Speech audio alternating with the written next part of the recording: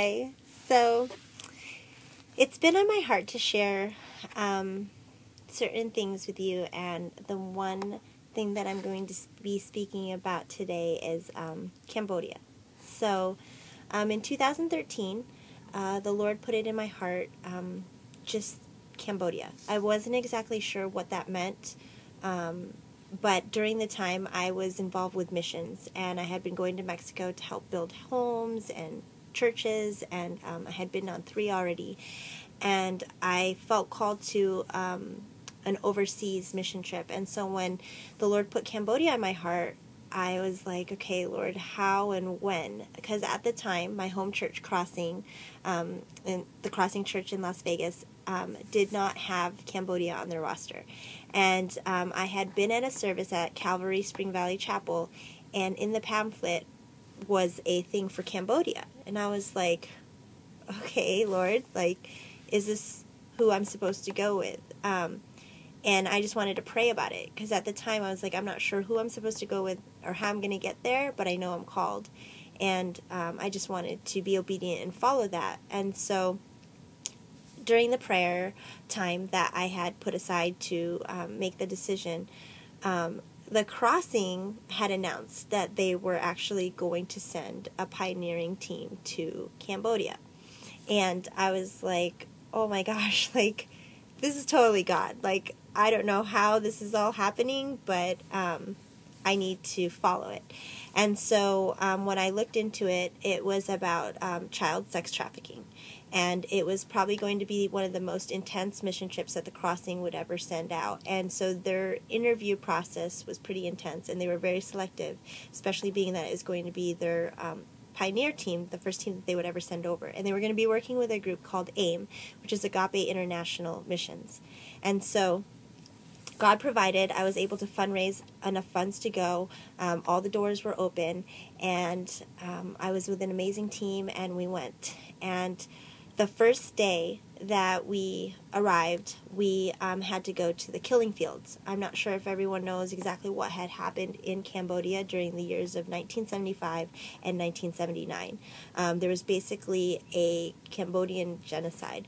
And I know that most people are educated on what happened with the Holocaust, but a lot of people are unaware what happened in Cambodia. And so during this time, with the Khmer Rouge, there was someone called Pol Pot, and basically was trying to just take over the whole country, and started killing off anybody with intelligence, anybody of ethnic, anybody of religious leadership, anybody who was a teacher, education, government, doctors, medical staff, anything.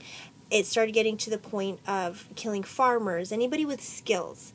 And so the killing fields was basically a place that had multiple mass graves. And they had found over 20,000 mass graves that were uncovered. And until today, there's still graves that are being washed up. So out of a population of about 7 million, 3 million were killed off in that time. And so we literally were walking the grounds of just something that I can't even describe. We had to listen to an audio set of what had happened there, especially like just what had happened on the lands that we were literally walking on and what we were literally seeing.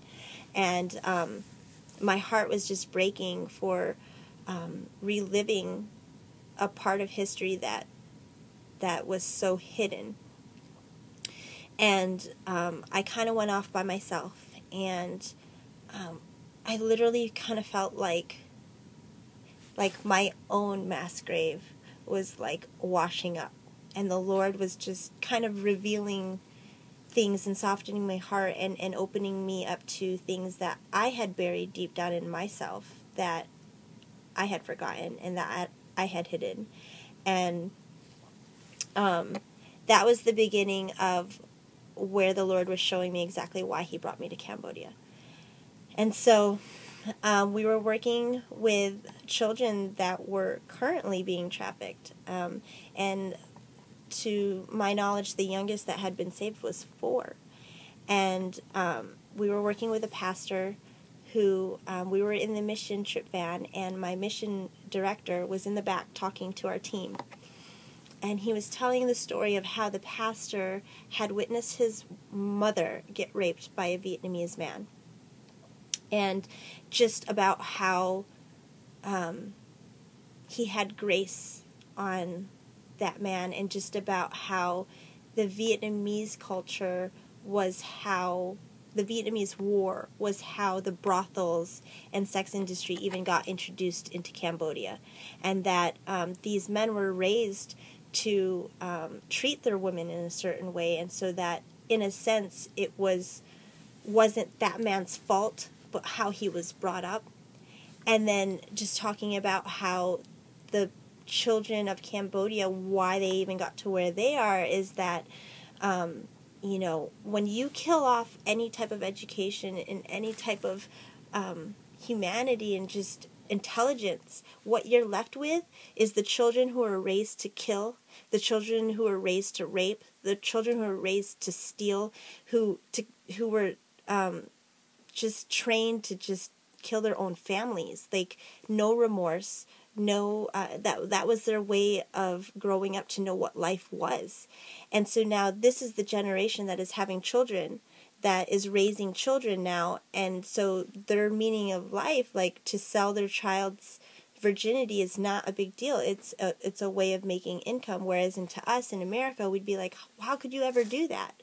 And so it just brought a whole new perspective to me on all of that. And so that was another area that the Lord was working on me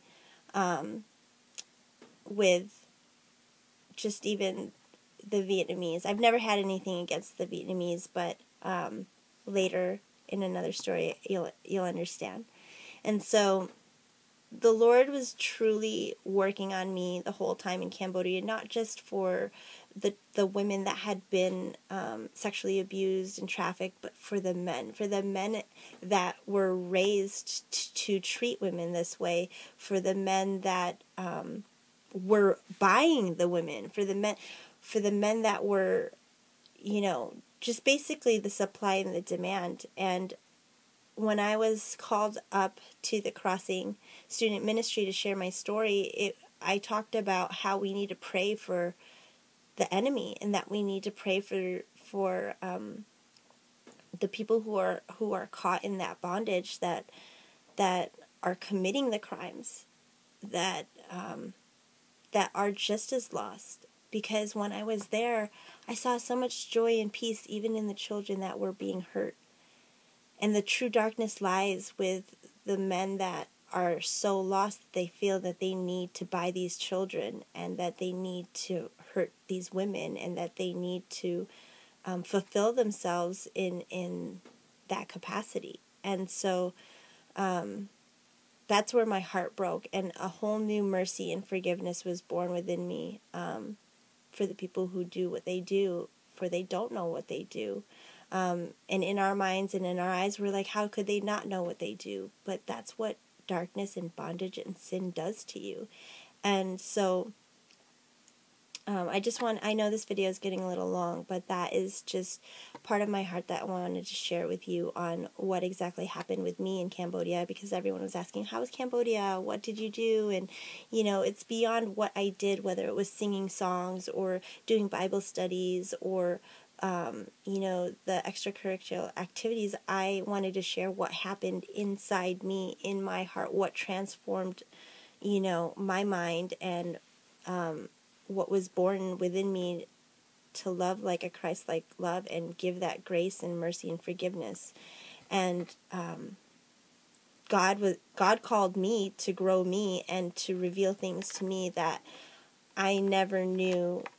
I would have never probably known had I not gone. And so if you feel like God is calling you to go somewhere and do something, you will be blessed with your obedience. And I just wanted to ask you guys, we have a team out there now, if you could include them in your prayers for what they're going through, being on ground zero with the people that work with the children every day, and the organization and the pastor and his family.